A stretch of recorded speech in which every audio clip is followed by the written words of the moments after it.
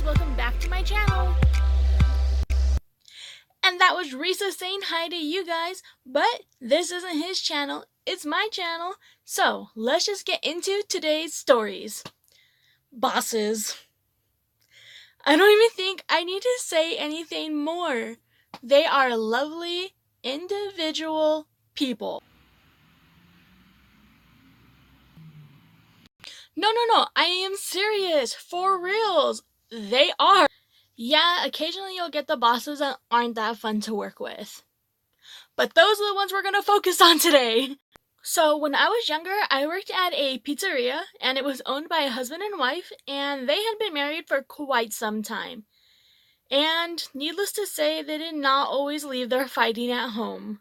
They would bring it in hard. They just bring in the fights into the work, and it was really honestly a mess. They were always yelling at each other, and the best fight by far that we had ever heard them have. They were fighting about something, I can't even remember what it was about, but so we're all lined up at the prep station. You have probably a good 5 or 6 employees in your kitchen already working for the day. We are already started. And she comes walking down the hallway real quick. And we're all like, okay, what's going on over there? And next thing you know, she shouts at him, yeah, well, you have a tiny... But eggplant was not the word she used. So she just shouted in front of all of her employees that her husband had a small manhood. And honestly, it was all we could talk about for probably a month. And all of the new people, that was the story that they heard first, was how she shouted that he had a small eggplant. But, I can't blame them. Marriage is tough, and owning a restaurant is tough too, so stress happens. But not all bosses are owners. Some bosses are bosses because the company is so large that there's no way the actual owner would actually be your, immediate boss. And those people are fun.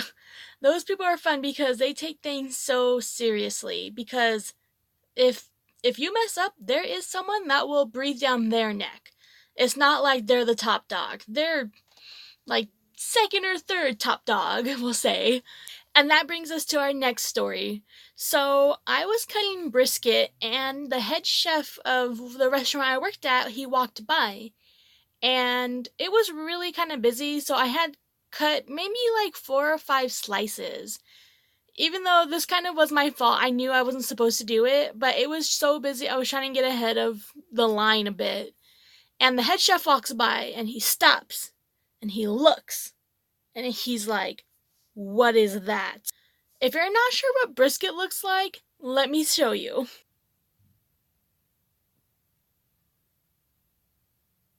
So his concern was that the brisket was going to get dried out, which was a completely understandable thing. How he voiced his concern was not understandable. And I'm a short person. I'm actually only we'll say 5'2", but I'm probably more 5'1.5", so I'm pretty short. And he was a tall guy.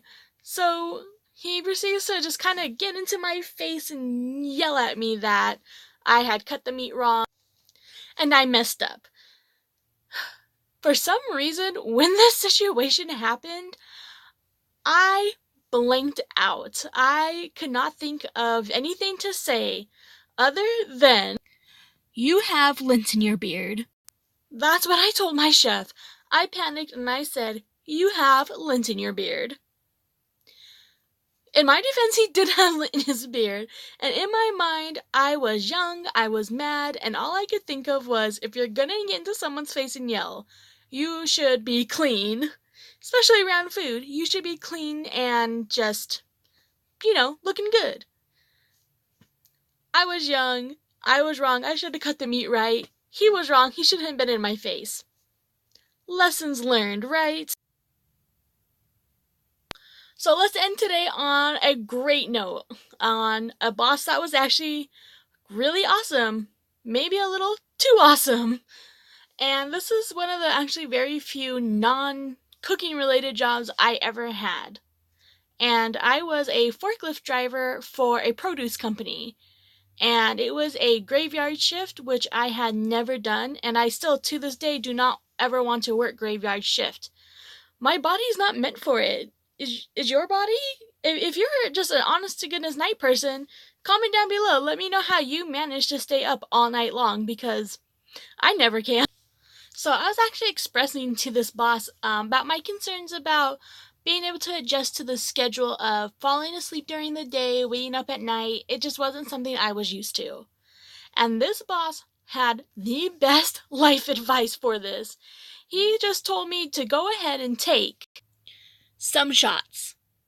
And there was a moment where I kind of looked at him and he kind of looked at me, and the moment of this. World's best boss? Possibly. I'm not saying if you're a boss that you should be like that guy, but it wouldn't hurt you if you also bought the shots for your worker. Anyways, that's all the stories I have for you today. So, if you like this video, don't forget to like and subscribe. I make new videos every Wednesday and Sunday. And if you're having a bad day, just leave it in the comments down below. If you're having a good day, leave it in the comments down below. I would love to hear about your day. Anyways, have a great day, and I'll see you guys later. Bye!